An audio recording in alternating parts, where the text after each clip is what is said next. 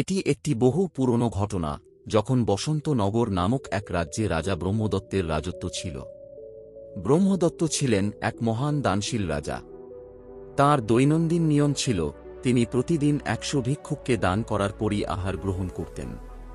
তাঁর এই মহান স্বভাবের কথা চারিদিকে ছড়িয়ে পড়েছিল এবং তাঁর প্রতিবেশী রাজ্যের রাজকুমারী লীলাবতী রাজা ব্রহ্মদত্ত সম্পর্কে সবকিছু জেনে অত্যন্ত মুগ্ধ হয়েছিলেন। তিনি মনে মনে রাজা ব্রহ্মদত্তকে ভালোবাসতে শুরু করেন এবং তাঁর সঙ্গে বিবাহ বন্ধনে আবদ্ধ হতে চেয়েছিলেন। কিন্তু তাঁর পিতা বিলক্ষণ রাজা ব্রহ্মদত্তের সঙ্গে বহু পুরনো পারিবারিক শত্রুতা বহন করছিলেন। দুই রাজ্যের মধ্যে সম্পর্ক মোটেও ভালো ছিল না। তাই দুই রাজ্যের সাধারণ জনগণ একে অপরের রাজ্যে যাতায়াত করত না। তবে কিছু চুড়ি বিক্রেত্রীদের জন্য দুই রাজ্যে আসা যাওয়া করার কোনো বাধা ছিল না। এক চুড়ি বিক্রেত্রীর মাধ্যমেই রাজকুমারী জানতে পারেন যে রাজা ব্রহ্মদত্ত অত্যন্ত ধর্মপরায়ণ ও দানশীল ব্যক্তি। তিনি প্রতিদিন ১০০ জন ভিক্ষুককে দান না করে আহার গ্রহণ করেন না। কথা জানার পর রাজকুমারী মনস্থির করলেন যে তিনি যেভাবেই হোক রাজা ব্রহ্মদত্তকে স্বামী হিসেবে গ্রহণ করবেন। কিন্তু তিনি তাঁর মনের কথা পিতামাতাকে বলতে পারেননি, কারণ তিনি জানতেন যদি কোনোভাবে তাঁর মুখ থেকে রাজা ব্রহ্মদত্তের প্রতি ভালোবাসার কথা বেরিয়ে যায়, তবে তাঁর পিতা সঙ্গে সঙ্গে অন্য কোনো রাজ্যের রাজকুমারের সঙ্গে তাঁর বিয়ে দিয়ে দেবেন এবং তাঁর ইচ্ছাকে সম্পূর্ণ উপেক্ষা করবেন। অথচ তিনি শুধু রাজা ব্রহ্মদত্তকেই জীবনসঙ্গী হিসেবে পেতে চান, কারণ তাঁর হৃদয়ে শুধুমাত্র ব্রহ্মদত্তই বিরাজমান। রাজকুমারী স্থির করলেন যে তাঁকেই কোনো উপায় খুঁজে বের করতে হবে। যদি তিনি হাত গুটিয়ে ভাগ্যের ওপর নির্ভর করে বসে থাকেন, তবে জীবনভর তাঁকে অনুশোচনা করতে হবে। কারণ যদি কোনো শক্তিশালী ব্যক্তি সঠিক মুহূর্তকে হাতছাড়া করে, তবে সেটি তাঁর জীবনের দুর্ভাগ্য হয়ে দাঁড়ায়।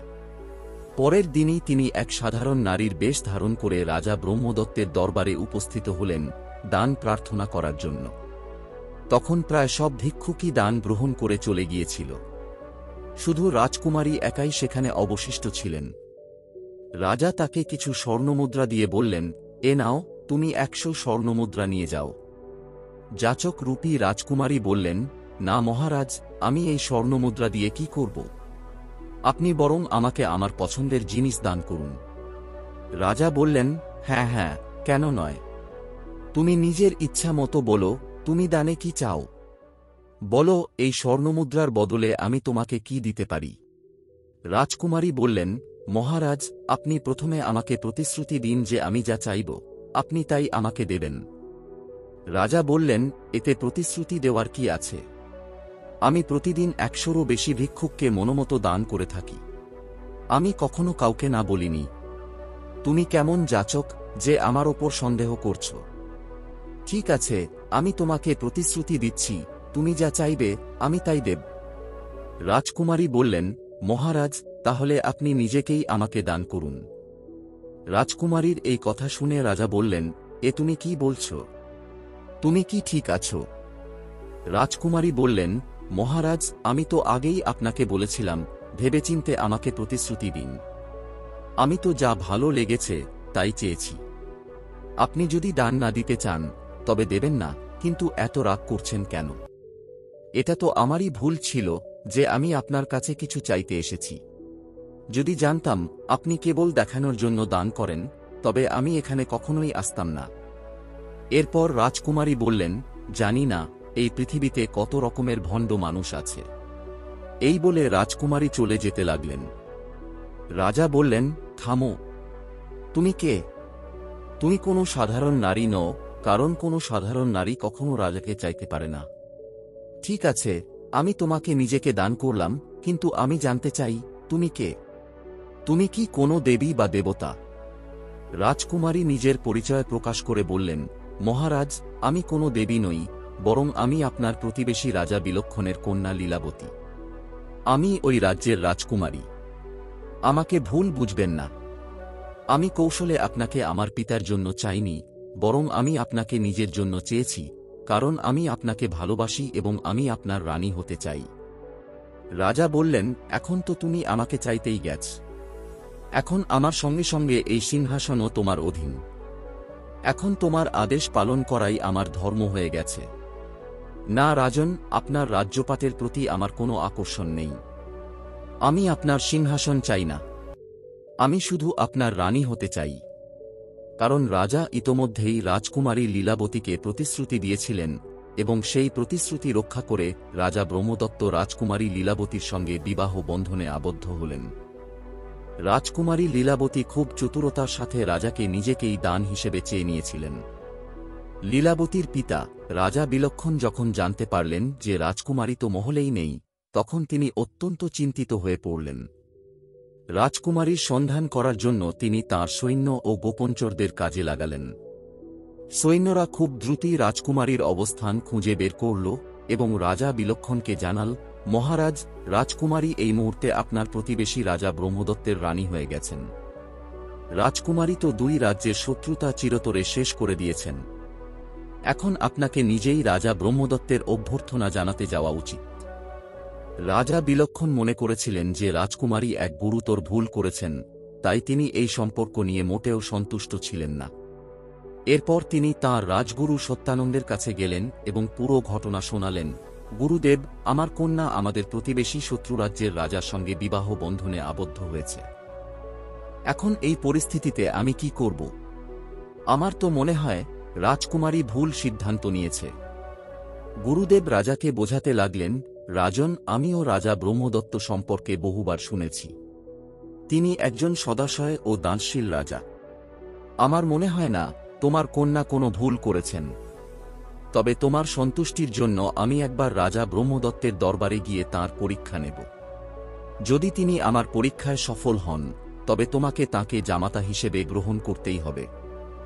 রাজা বললেন, ঠিক আছে গুরুদেব, আমি আপনার কথায় সম্মত। আপনি যান এবং রাজা ব্রহ্মদত্তের পরীক্ষা নিন। এরপর রাজগুরু এক সাধুর বেশ ধারণ করে রাজা ব্রহ্মদত্তের মহলে পৌঁছালেন।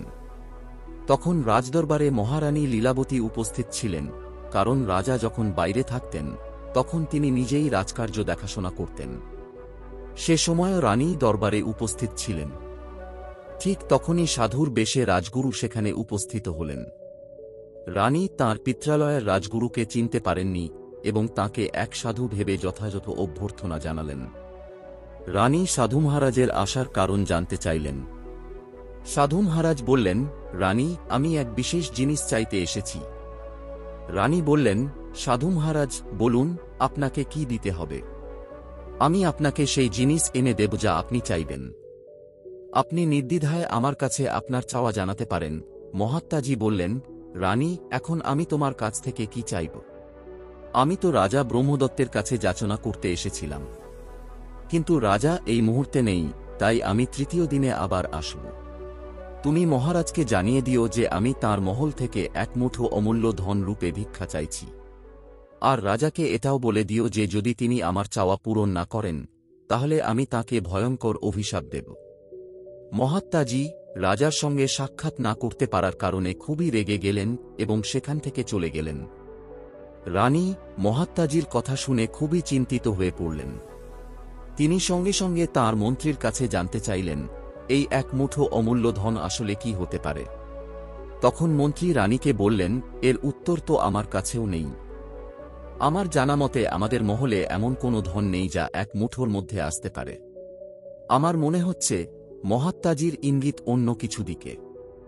সে আসলে কি বলতে চেয়েছেন সেটাই আমাদের খুঁজে বের করতে হবে।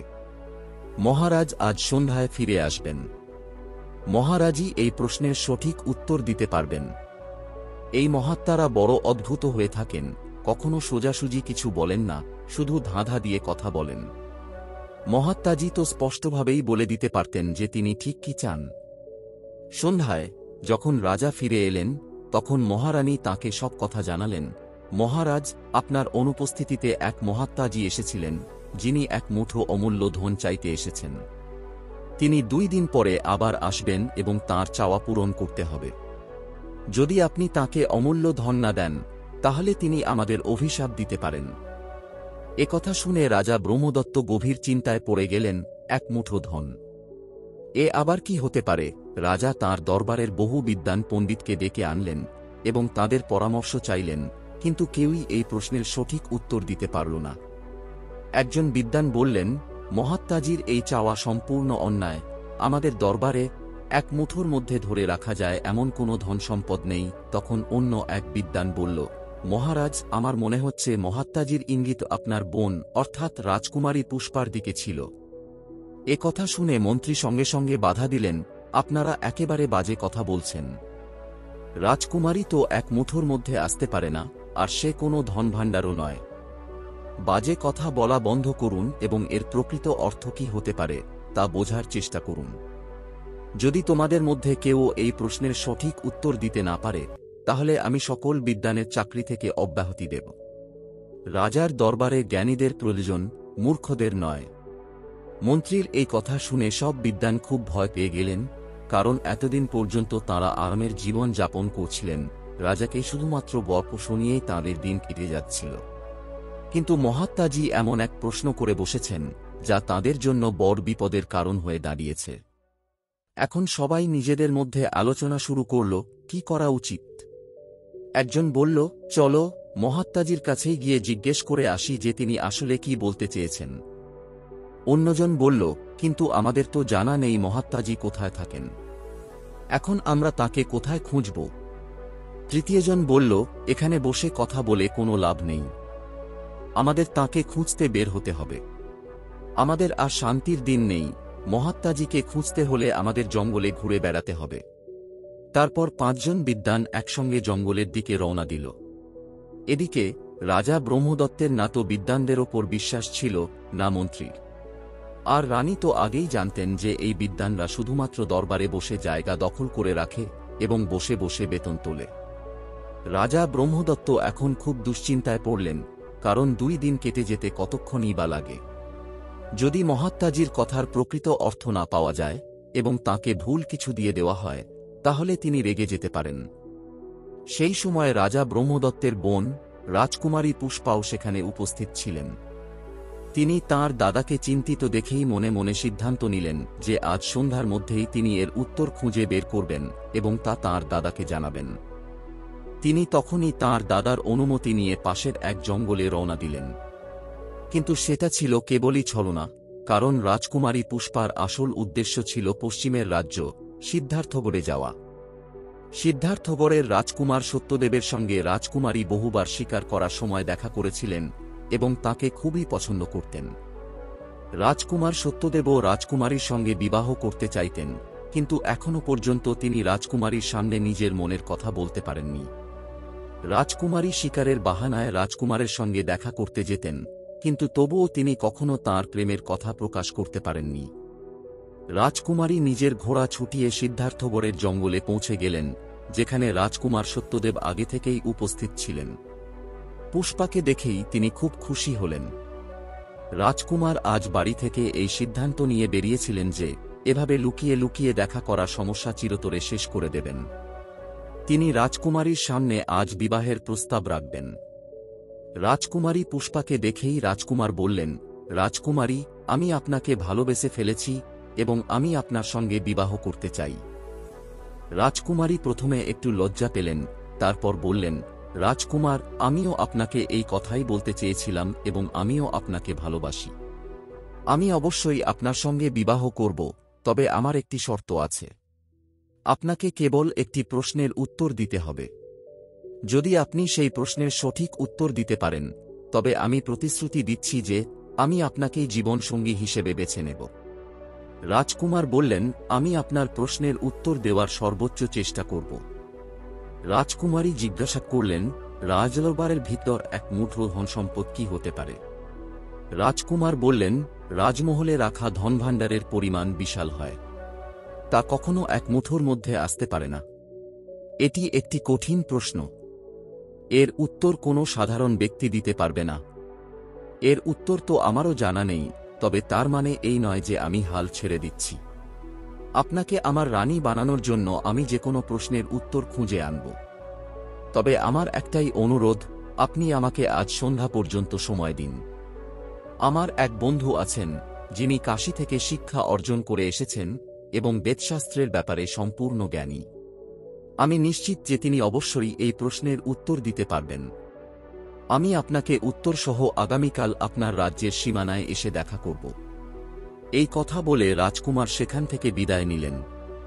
রাজকুমারীও নিজের প্রাসাদের দিকে ফিরে গেলেন। রাজকুমার সত্যদেব সোজা নিজের বন্ধুর কাছে গেলেন, যার নাম ছিল বুদ্ধদেব, যিনি কাশীর গুরুকুল থেকে শিক্ষা লাভ করে ফিরেছেন। রাজকুমার তাঁর বন্ধুকে বললেন, বন্ধু, আজ তোমার সাহায্যের খুব প্রয়োজন। এভাবে বলো যে আজ পর্যন্ত তুমি যা জ্ঞান অর্জন করেছ, আজ তার পরীক্ষা হবে। বুদ্ধদেব বললেন, রাজকুমার, আপনাকে সাহায্য করা আমার পরম কর্তব্য। বলুন, আমি কিভাবে আপনাকে সাহায্য করতে পারি?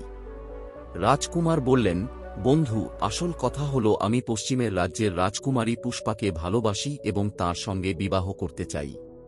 তবে রাজকুমারী আমার সামনে একটি শর্ত রেখেছেন যে আমাকে তার এক প্রশ্নের উত্তর দিতে হবে। প্রশ্নটি হল, এক মুঠো অমূল্য ধন সম্পদ কি? কারণ মহাত্মাজি আগামীকাল আবার দরবারে আসবেন এবং তাদের অবশ্যই এক মুঠো অমূল্য ধন দিতে হবে, না হলে পুরো রাজ্য ভয়ঙ্কর অভিশাপের শিকার হবে। এরপর রাজকুমার বিস্তারিতভাবে তাঁর বন্ধু বুদ্ধদেবকে সমস্ত ঘটনা জানালেন। কিছুক্ষণ চিন্তা করার পর বুদ্ধদেবের মুখে একটি মৃদু হাসি ফুটে উঠল। তিনি বললেন, রাজকুমার, আমি আপনার প্রশ্নের উত্তর পেয়ে গেছি, তবে আমি এখানে দাঁড়িয়ে সেই উত্তর দিতে পারব না। আপনাকে আমার সঙ্গে রাজপ্রাসাদের উদ্যানের দিকে আসতে হবে। তারপর দুই বন্ধু রাজপ্রাসাদের বাইরে অবস্থিত রাজকীয় উদ্যানে পৌঁছে গেলেন, যেখানে বিভিন্ন প্রকারের ফুল ফুটেছিল। অনেক ধরনের ফলের গাছ ছিল, যা ফলে ভরে গিয়েছিল। সেখানে পৌঁছে বুদ্ধদেব বললেন, রাজকুমার, যে অমূল্য ধনসম্পদের কথা আপনি জানতে চাইছেন, সেই ধন তো সর্বত্রই বিদ্যমান। এই মুহূর্তে আপনি অমূল্য ধনের ওপরই দাঁড়িয়ে আছেন, আর সেটি হল এই মাটি, যার গভীরে অসংখ্য অমূল্য সম্পদ লুকিয়ে রয়েছে। এখান থেকেই খনির ভিতর থেকে মহামূল্যবান হীরা পাওয়া যায়। এই মাটির উপরেই কৃষক তার শস্য উৎপাদন করে, যার ফলে ফসল জন্মায়। আপনি আপনার চারপাশে তাকান, এই ফল, এই ফুল, সবই এই মাটি থেকে জন্মেছে। এই মাটি এদের সৃষ্টি করে।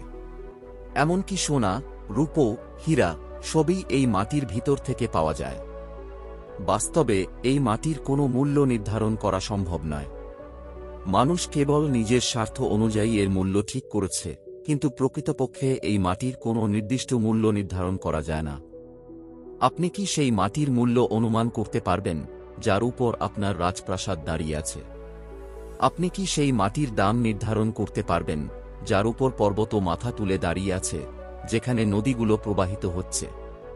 অর্থাৎ সংক্ষেপে বলতে গেলে, এই অমূল্য ধন সম্পদ হল এই মাটি। যদি আমার উত্তরের ব্যাপারে আপনার কোনো সন্দেহ থাকে, তাহলে আপনি আমাকে আরও প্রশ্ন করতে পারেন। আমি প্রতিটি কঠিন প্রশ্নের উত্তর দিতে পারি।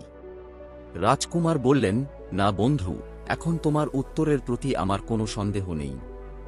আমি পুরোপুরি সন্তুষ্ট, তবে আমি চাই যে তুমি আমার সঙ্গে বসন্তনগরের সীমানা পর্যন্ত চলো এবং সেখান থেকে রাজকুমারীর সঙ্গে তার প্রাসাদে যাও। তুমি নিজেই রাজা ব্রহ্মদত্তকে এই সমস্ত বিষয়ে তোমার যুক্তি দিয়ে বুঝিয়ে দাও। বুদ্ধদেব তাঁর বন্ধুর কথায় সম্মতি দিলেন এবং কিছুক্ষণের মধ্যেই তারা দুজন বসন্তনগরের সীমানায় পৌঁছে গেলেন, যেখানে রাজকুমারী পুষ্পা তাঁদের জন্য অপেক্ষা করছিলেন। এরপর রাজকুমারী পুষ্পা বুদ্ধদেবকে সঙ্গে নিয়ে রাজা ব্রহ্মদত্তের কাছে পৌঁছলেন এবং বললেন, এরা আমাদের পশ্চিমের রাজ্যের একজন মহান পণ্ডিত, বুদ্ধদেব। ইনি আপনাকে এক মুঠো অমূল্য ধন সম্পদের রহস্য বুঝিয়ে দিতে পারবেন। এরপর বুদ্ধদেব নানা যুক্তি দিয়ে এবং বিভিন্ন উপায়ে মহারাজ ব্রহ্মদত্তকে বোঝালেন যে এক মুঠো ধন সম্পদ আসলে কিছুই নয়, বরং এক মুঠো মাটি। রাজা বুদ্ধদেবের যুক্তিতে সম্পূর্ণ সন্তুষ্ট হলেন। তৃতীয় দিনে যখন মহাত্মা রাজদরবারে এলেন, যিনি আসলে রাজগুরু ছিলেন, তখন তিনি অত্যন্ত রাগান্বিত ছিলেন। তিনি মনে করেছিলেন যে রাজা ব্রহ্মদত্ত তাঁর প্রশ্নের উত্তর দিতে পারবেন না। মহাত্মার আগমনের পর রাজা তাঁকে অভ্যর্থনা জানিয়ে যথাযোগ্য সম্মানের সঙ্গে বসতে বললেন, কিন্তু মহাত্মা বললেন, রাজন, আমি এখানে বসার জন্য আসিনি। আমি দ্রুতই তোমার রাজপ্রাসাদের ধনভাণ্ডার থেকে এক মুঠো অমূল্য ধন সম্পদ চাই। রাজা বললেন, হ্যাঁ মহাত্মা, আমি সমস্ত ব্যবস্থা করে রেখেছি। এখনই আমি তোমার চাওয়া বস্তুটি দিচ্ছি। এরপর রাজা মহাত্মার ঝুলিতে এক মুঠো মাটি ঢেলে দিলেন। এটি দেখে মহাত্মা অত্যন্ত খুশি হলেন এবং রাজাকে আশীর্বাদ করে সেখান থেকে চলে গেলেন। এরপর মহাত্মার ছদ্মবেশে থাকা রাজগুরু সরাসরি রাজা বিলক্ষণের কাছে পৌঁছলেন। তাকে বুঝিয়ে বললেন, রাজন, আপনার আদেশ অনুসারে আমি রাজা ব্রহ্মদত্তের পরীক্ষা নিয়েছিলাম এবং তিনি সেই পরীক্ষায় সম্পূর্ণরূপে উত্তীর্ণ হয়েছেন। তাই আমার পরামর্শ হল, এখন আপনি তাকে জামাতা হিসেবে গ্রহণ করুন এবং যথাযোগ্য সম্মানের সঙ্গে আপনার রাজ্যে আসার আমন্ত্রণ জানান। রাজা তাঁর গুরুদেবের আদেশ উপেক্ষা করতে পারলেন না। একই সঙ্গে তিনি এখন নিশ্চিত হলেন যে তাঁর কন্যা সঠিক সিদ্ধান্ত নিয়েছে। এখন সময় এসে গেছে যখন দুই রাজ্যের শত্রুতা ভুলে গিয়ে এই সম্পর্ককে এক মধুর বন্ধনে পরিণত করা হবে। এরপর রাজা তাঁর জামাতা ব্রহ্মদত্তকে তাঁর রাজ্যে আসার আমন্ত্রণ পাঠালেন। যখন তাঁরা সেখানে এলেন, তখন তাঁদের মহাসমারোহে অভ্যর্থনা জানানো হল। দুই রাজ্যের শত্রুতা এখন চিরতরে শেষ হয়ে গেল। এই ঘটনার কিছুদিন পর ব্রহ্মদত্তের বোন রাজকুমারী পুষ্পা লীলাবতীকে রাজকুমার সত্যদেব সম্পর্কে জানালেন এবং বললেন কিভাবে সত্যদেবের সহায়তায় সেই সাধু মহারাজের প্রশ্নের উত্তর পাওয়া সম্ভব হয়েছিল। এরপর সবার সম্মতিতে রাজকুমারী পুষ্পার বিয়ে রাজকুমার সত্যদেবের সঙ্গে সম্পন্ন হল।